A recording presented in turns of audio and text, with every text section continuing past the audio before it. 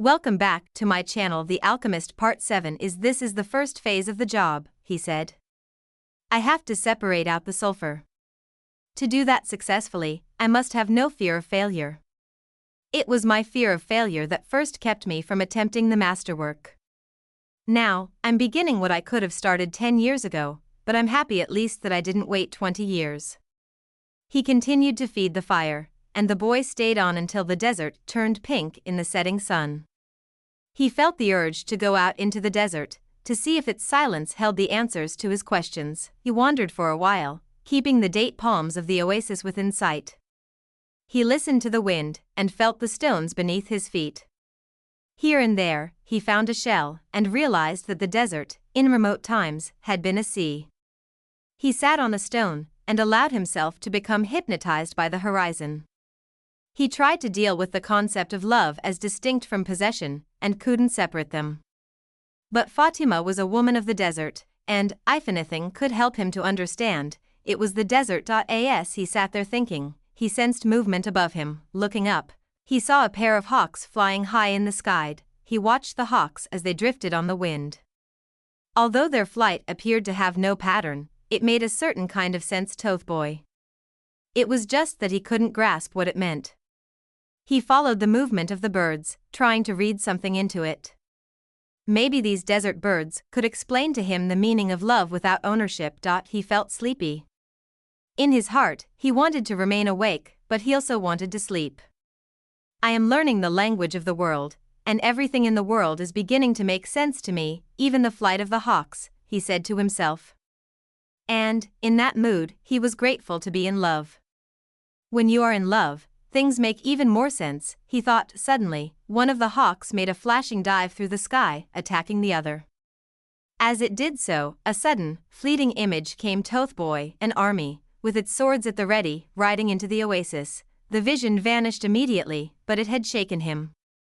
He had heard people speak of mirages, and had already seen some himself. They were desires that, because of their intensity, materialized over the sands of the desert. But he certainly didn't desire that an army invade the oasis. He wanted to forget about the vision and return to his meditation. He tried again to concentrate on the pink shades of the desert and its stones. But there was something there in his heart that wouldn't allow him to do so. Always heed the omens, the old king had said. The boy recalled what he had seen in the vision and sensed that it was actually going to occur. He rose and made his way back toward the palm trees. Once again, he perceived the many languages in the things about him. This time, the desert was safe, and it was the oasis that had become dangerous. The camel driver was seated at the base of a palm tree, observing the sunset. He saw the boy appear from the other side of the dunes. An army is coming, the boy said. I had a vision. The desert fills men's hearts with visions, the camel driver answered. But the boy told him about the hawks, that he had been watching their flight and had suddenly felt himself to have plunged to the soul of the world. The camel driver understood what the boy was saying. He knew that any given thing on the face of the earth could reveal the history of all things. One could open a book to any page, or look at a person's hand, one could turn a card, or watch the flight of the birds. Whatever the thing observed, one could find a connection with his experience of the moment. Actually, it wasn't that those things, in themselves, revealed anything at all. It was just that people, looking at what was occurring around them, could find a means of penetration to the soul of the world. The desert was full of men who earned their living based on the ease with which they could penetrate to the soul of the world. They were known as seers, and they were held in fear by women and the elderly.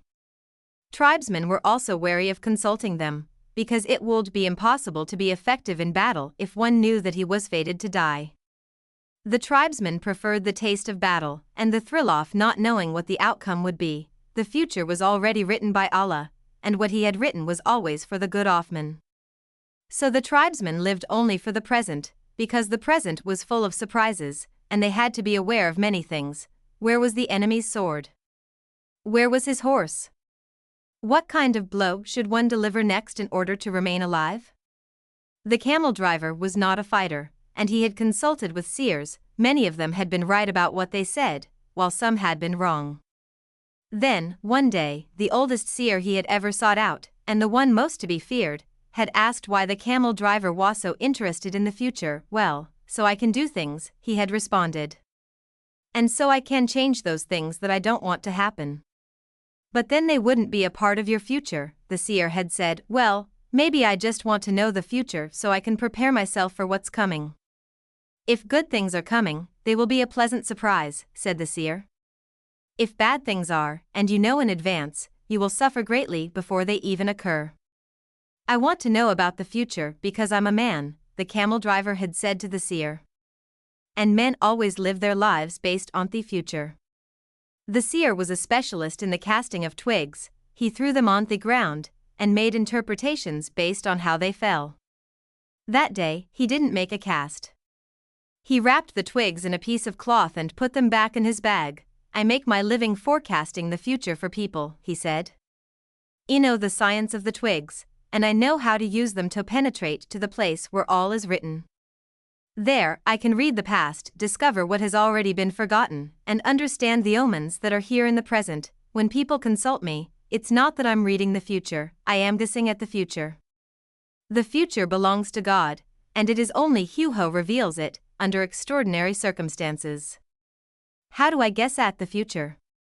Based on the omens of the present. The secret is here in the present. If you pay attention to the present, you can improve upon it. And, if you improve on the present, what comes later will also be better. Forget about the future, and live each day according to the teachings, confident that God loves His children. Each day, in itself, brings with it an eternity.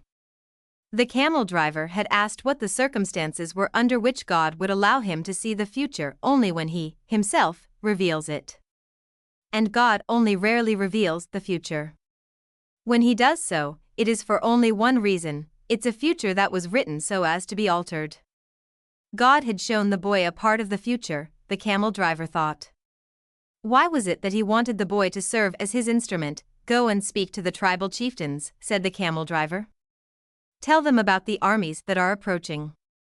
They'll laugh at me. They are men of the desert, and the men of the desert are, you said to, dealing with omens. Well, then, they probably already know. They're not concerned with that right now.